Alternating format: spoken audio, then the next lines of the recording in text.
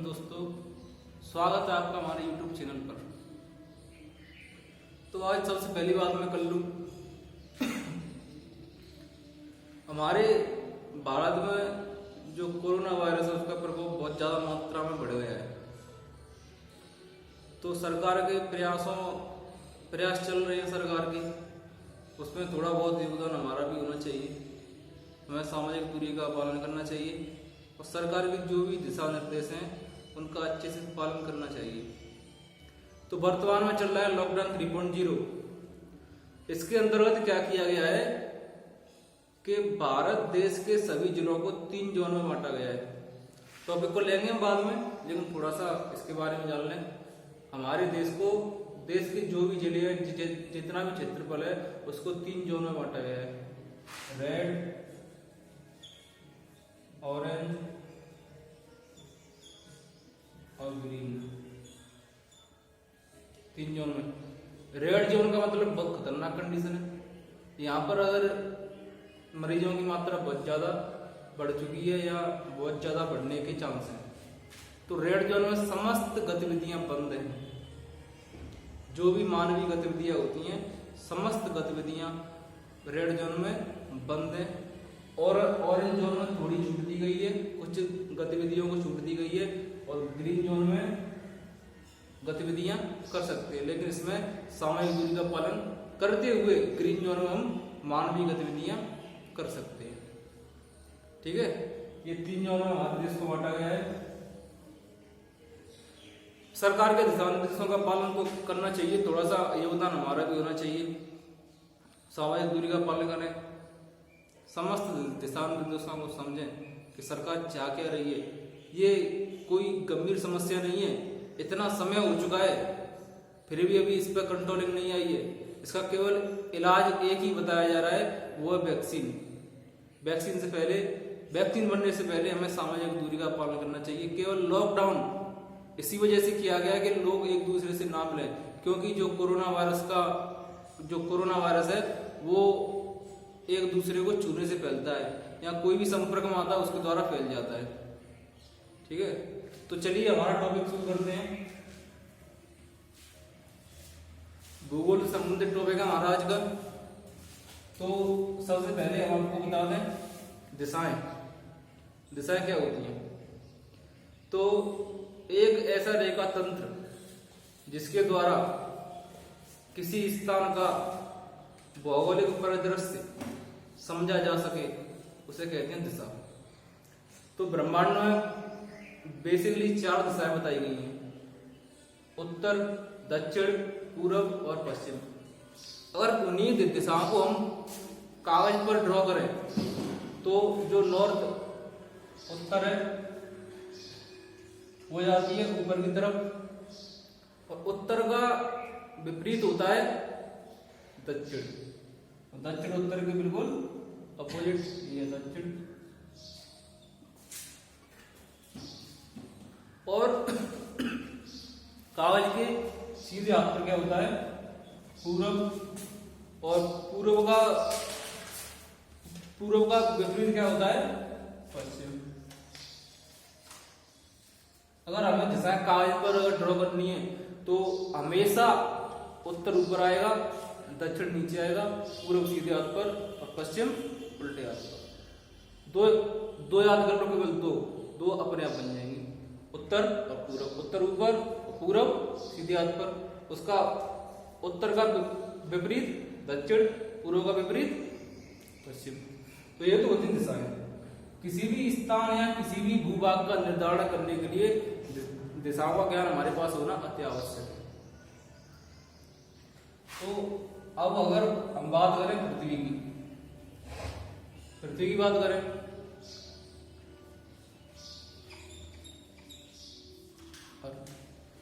पृथ्वी की जो आकृति है वो कैसी मानी गई है? गोलाकार नहीं है, चपटी नहीं है। एक स्पेशल नाम दिया गया है पृथ्वी की आकृति को, जिसे क्या बोलते हैं? जियोइड, गोलाभ। पृथ्वी की एक स्पेशल आकृति है गोलाभ, जो कि अपने एक सिरे पर तो चौड़ाई ज्यादा है और दूसरे पर चौड़ाई कम है। अब ये चौड़ाई इधर ज्यादा होना, इस अक्ष पर चौड़ाई ज्यादा होना और इस अक्ष पर चौड़ाई कम होना, एक्स अक्ष पर चौड़ाई ज्यादा, वाई पर चौड़ाई कम। इसका रीजन क्या है? हमें पता है कि पृथ्वी अपने अक्ष पर घूमती है पूर्व से पश्चिम, ठीक है, पृथ्वी अपने अक्ष पर घूमती है पूर्व से पश्चिम, पश्चिम से पूर्व, सॉरी पश्चिम से पूर्व, ठीक है, पृथ्वी अपने अक्ष पर पश्चिम से पूर्व घूमती है। तो एक्स अक्ष पर घूमती है पृथ्वी, जिसके कारण घूमने के कारण क्या होता है कि इसकी जो व्यास है, अक्षीय व्यास, वो ज्यादा हो जाता है। जैसे कि आप माने एक गुब्बारे में पानी भर लें और उसको एक अक्ष पर घुमाएं तो उस अक्ष पर उसका व्यास ज्यादा हो जाएगा, क्योंकि उसके अंदर सॉलिड है, सॉलिड या लिक्विड जो भी आप लें, अर्थ के अंदर भी सॉलिड भी है और लिक्विड भी है, तो यह अक्षीय व्यास इसका ज्यादा हो जाता है घूमने के कारण। और जब ये व्यास ज्यादा हो गया तो ऊपर से कम हो जाता है, ठीक है। ये तो होगी पृथ्वी की आकृति की बात। और आकार, आकृति एक्स अक्ष पर ज्यादा क्यों हुआ व्यास और वाई अक्ष पर ज्यादा क्यों हुआ? इसका कारण क्या है? परिभ्रमण, परिभ्रमण ना कि परिक्रमण, परिभ्रमण। तो पृथ्वी की दो गति होती है, परिक्रमण और परिभ्रमण।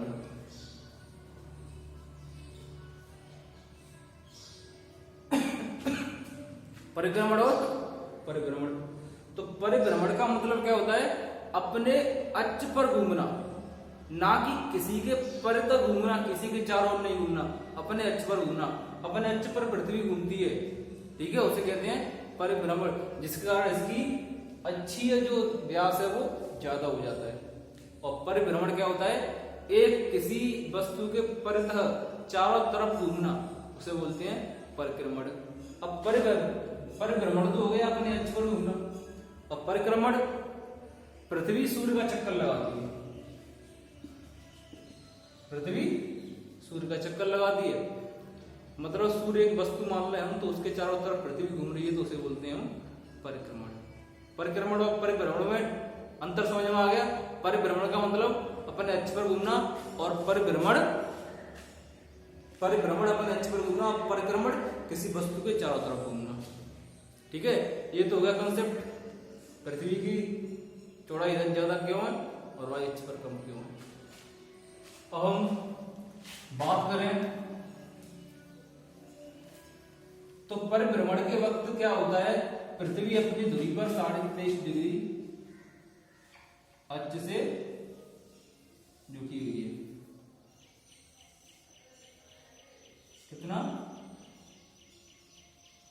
38 डिग्री, ठीक है, एक्स अक्ष पर।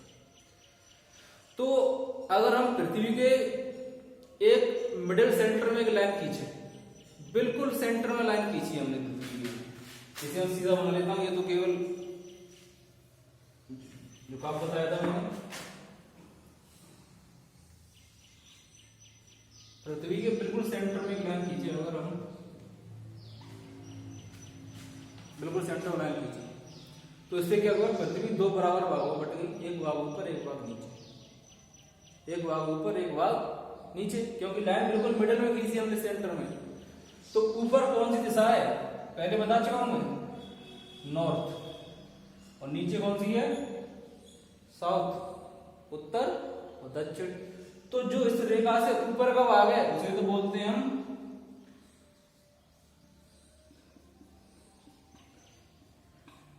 उत्तरी गोलार्ध, क्योंकि वो उत्तर दिशा में, और नीचे वाला भाग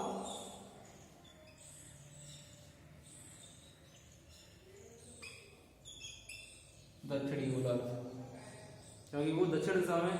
अगर इसी पृथ्वी को हम दो बराबर भागों में लंबवत बांट दें, एक भाग बराबर इधर हो गया, एक भाग बराबर इधर हो गया, इधर कौन सी दिशा थी हमारी? पूर्व, तो ये हो गया पूर्वी गोलार्ध, और इधर पश्चिमी गोलार्ध।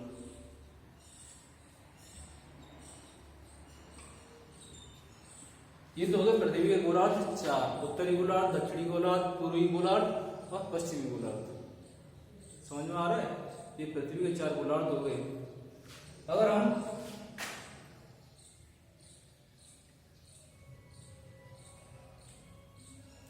जो पृथ्वी को हमने अच्छी स्थिति पर दो बराबर भागों में बांटा गया है और जिस रेखा द्वारा बांटा गया है उस रेखा को कहते हैं हम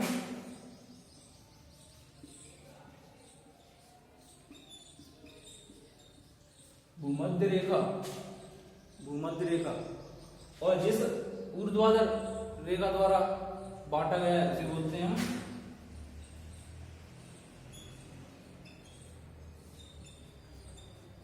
ग्रीनविच रेखा। भूमध्य रेखा का और भी एक नाम है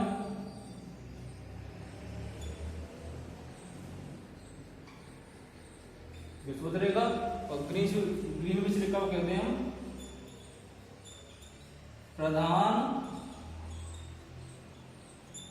मध्याह्न रेखा। ठीक है, भूमध्य रेखा और ग्रीनविच रेखा। अगर इस भूमध्य रेखा से 23.5 डिग्री उत्तर, मैं डिग्री बताऊंगा कि मेरे 23.5 डिग्री बोला है उसका कंसेप्ट बताऊंगा कि डिग्री क्या है, डिग्री क्यों बोल रहा हूँ 23.5 डिग्री। तो इस भूमध्य रेखा से 23.5 डिग्री उत्तर एक रेखा खींची हमने बिल्कुल समांतर भूमध्य रेखा, इसे क्या बोलते हैं कर्क रेखा। कौन सी रेखा? कर्क रेखा। भूमध्य रेखा से 23.5 डिग्री उत्तर में, उत्तर का मतलब ऊपर, और 23.5 डिग्री हम नीचे खींचे 23.5 डिग्री पर, तो इसे हम बोलते हैं मकर रेखा। तो थोड़ा सा कंसेप्ट बता दूं मैं, ये जो ग्रीनविच रेखा है ये कर्क रेखा को काट दी है अल्जीरिया नाम की जगह पर, अल्जीरिया खंड में। ठीक है, और भूमध्य रेखा को काट दी है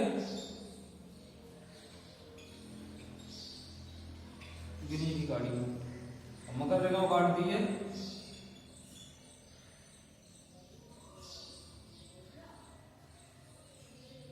अटलांटिक महासागर में। ये हुआ इसका कटान बिंदु। भूमध्य रेखा का ग्रीनविच रेखा से कटान बिंदु कहां पर है? गिनी की खाड़ी में। ये कंडीशन, ये लोकेशन पृथ्वी के ऊपर है। और कर्क रेखा को काट दी अल्जीरिया में और मकर रेखा काट दी अटलांटिक महासागर में। ये तो हो गई हमारे रेखाओं की बात। इन्हीं रेखाओं के आधार पर पृथ्वी को क्षेत्रों में बांटा गया है। विभिन्न क्षेत्र हैं पृथ्वी के सूर्य के प्रकाश के आधार पर। सूर्य का प्रकाश सीधा पड़ रहा है, लंबवत पड़ रहा है, कटे के पड़ रहा है। तो 23.5 डिग्री कर्क रेखा से लेकर के मकर रेखा तक का जो क्षेत्र है उसे बोलते हैं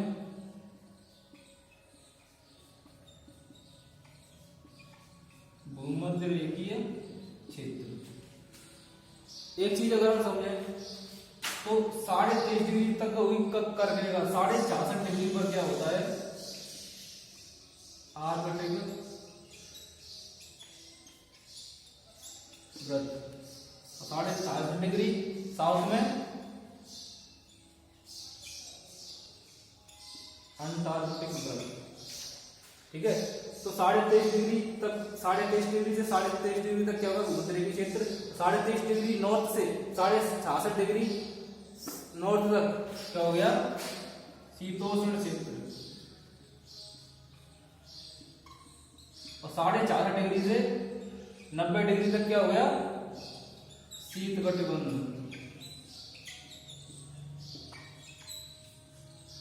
यही सेम नीचे 23.5 डिग्री साउथ से 66.5 डिग्री साउथ तक शीतोष्ण क्षेत्र और 66.5 से 90 डिग्री साउथ तक शीत क्षेत्र। ये हो गए पृथ्वी के विभिन्न क्षेत्र। भूमध्य रेखीय क्षेत्र या विषुवत रेखीय क्षेत्र बोल सकते हैं, और शीतोष्ण कटिबंधीय क्षेत्र और शीत कटिबंधीय क्षेत्र। अब हम अगर कंसेप्ट समझें, जो मैंने डिग्री बताया 23.5 डिग्री 66.5 डिग्री, इसका मतलब क्या है? क्या है ये डिग्री वाला कंसेप्ट? तो ये पृथ्वी है, विषुवत रेखा ग्रीनविच रेखा। अगर पृथ्वी को हम विषुवत रेखा के समांतर चलने पहना दें, विषुवत रेखा के ऊपर चल रहा एक और चल रहा समांतर बिल्कुल पृथ्वी के पूरे जो व्यास है उस पर पहना दें विषुवत रेखा के समांतर,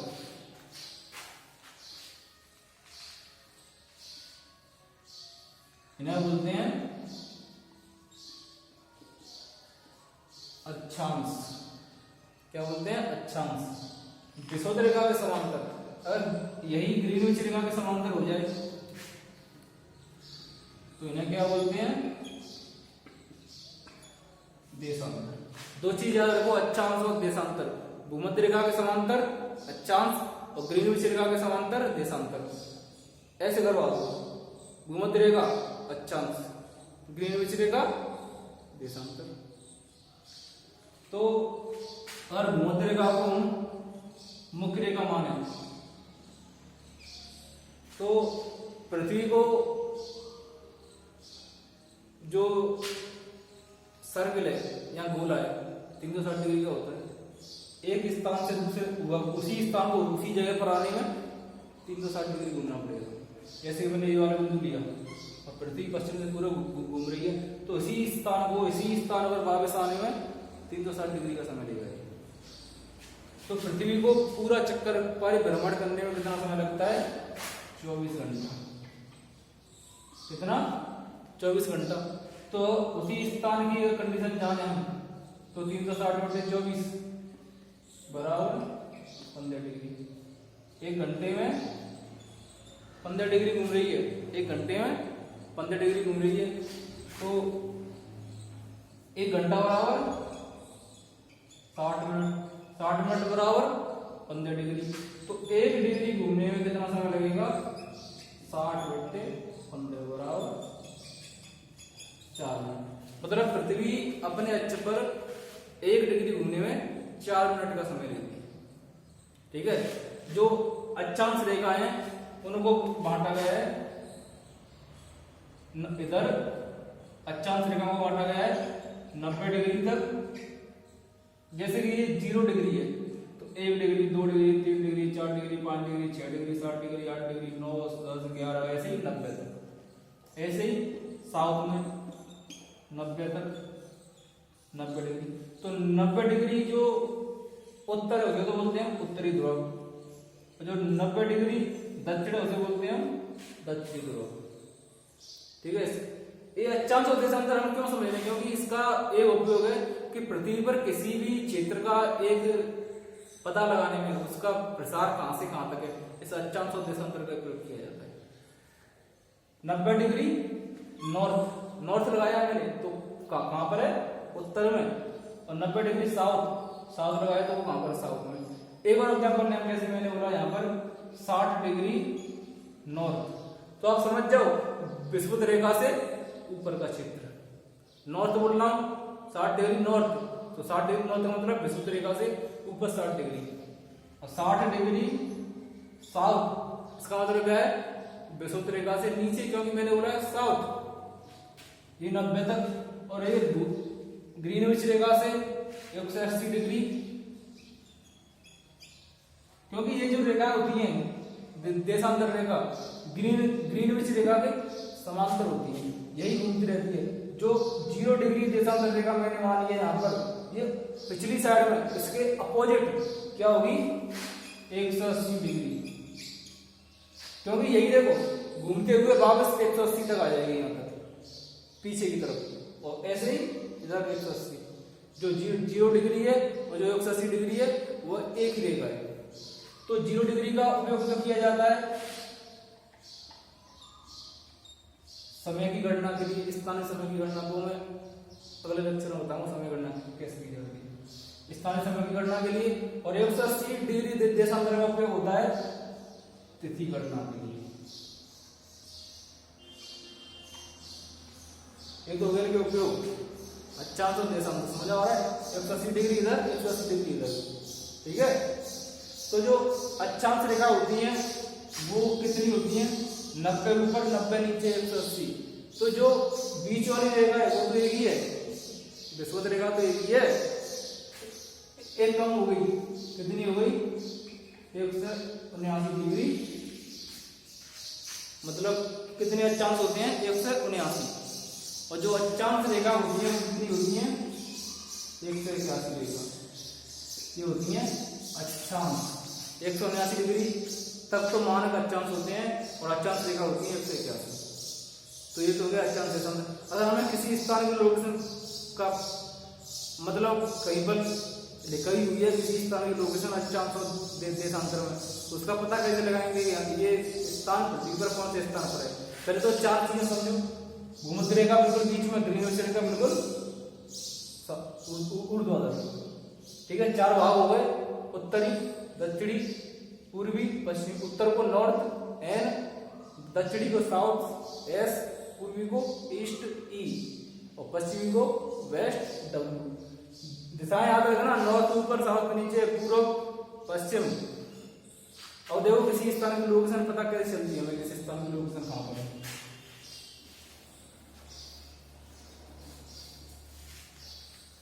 मैं बता रहा हूं अक्षांश, मैंने किसी स्थान के अक्षांश दिए आपको। अक्षांश का मतलब क्या है, नॉर्थ साउथ में, नॉर्थ और साउथ में आएगा अक्षांश, और देशांतर ईस्ट वेस्ट में आएगा। ईस्ट लगा हुआ पीछे और वेस्ट लगा हुआ, और अक्षांश नॉर्थ और साउथ में। ध्यान रखना, अक्षांश नॉर्थ साउथ, देशांतर ईस्ट और वेस्ट। मैंने दिया 23 डिग्री नॉर्थ से 56 डिग्री नॉर्थ। किसी स्थान की लोकेशन है, गूगल मैप पर भी आती है ये लोकेशन, अगर आप सर्च करोगे तो उसमें अक्षांश देशांतर के साथ लोकेशन आती है। तो मैं एक एग्जांपल ले रहा हूँ 23 डिग्री नॉर्थ से 56 डिग्री नॉर्थ, और 12 डिग्री ईस्ट से 27 डिग्री ईस्ट। तो इसकी लोकेशन पृथ्वी पर कहाँ होगी, कौन से गोलार्ध में होगी इसकी लोकेशन। तो ये पृथ्वी है, ऊपर नॉर्थ है, नीचे साउथ, इधर ईस्ट है, इधर वेस्ट। देखिए 23 डिग्री नॉर्थ है, 56 डिग्री नॉर्थ। तो 23 डिग्री नॉर्थ है तो नॉर्थ विषुवत रेखा से ऊपर होगा, तो 23 डिग्री मान लो यहां पर आ गया, 23 डिग्री नॉर्थ, और 56 डिग्री नॉर्थ मान लो यहां पर आ गया। तो ये लोकेशन होगी इसकी उत्तरी गोलार्ध में, ठीक है, उत्तरी गोलार्ध में हो गई। अब दूसरी लोकेशन और है देशांतर के आधार पर, 12 डिग्री ईस्ट से 27 डिग्री ईस्ट। ईस्ट का मतलब पूर्व। मान लो 12 डिग्री यहां पर आ गया और 27 डिग्री यहां पर आ गया, ये 12, ये 27, ये 23 और ये 56। तो इसकी लोकेशन होनी है नॉर्थ ईस्ट हेमिस्फीयर में, उत्तरी पूर्वी गोलार्ध।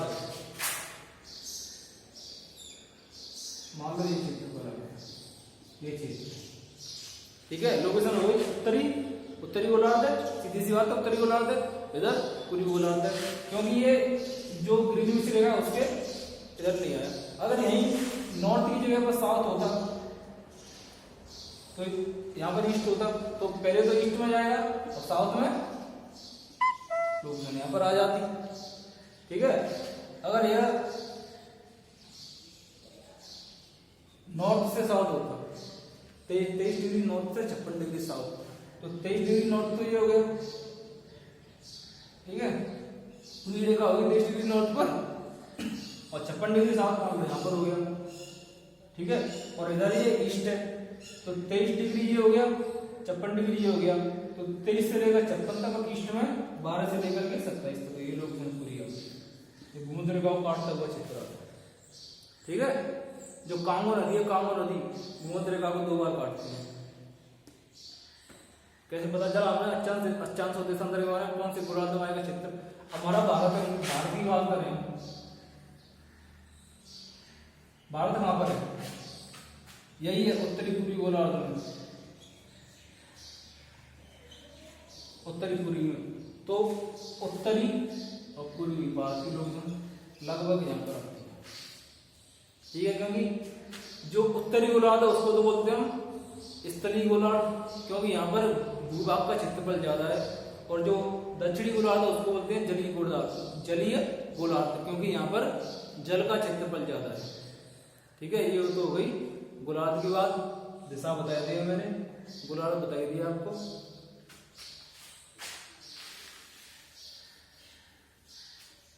अच्छा, देशांतर बताई दी। आज मैंने समझिए क्या क्या क्या बताया। साम्राज्य का ये सब कुछ, दिशाएं, गोलार्ध, अक्षांश, देशांतर,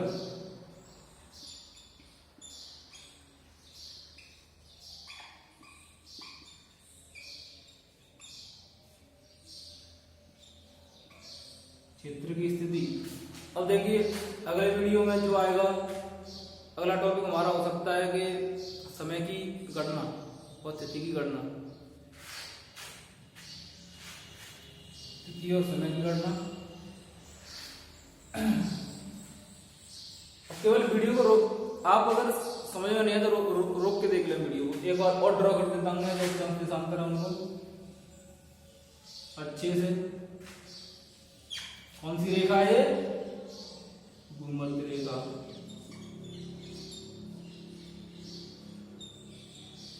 बिल्कुल समांतर, बीचा बीच, बिल्कुल बीच में से काटनी है। ये कौन सी रेखा है? ग्रीनिच रेखा। ऊपर कौन सी दिशा? नॉर्थ। नीचे कौन सी? साउथ। सीधे हाथ पर ईस्ट, उल्टे हाथ पर वेस्ट। 23.5 डिग्री उत्तर, 23.5 डिग्री उत्तर कौन सी रेखा? कर्क रेखा। 23.5 डिग्री दक्षिण कौन सी रेखा? मकर रेखा। 64.5 डिग्री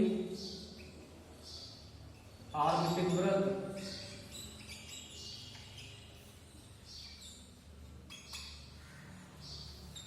64.5 डिग्री साउथ।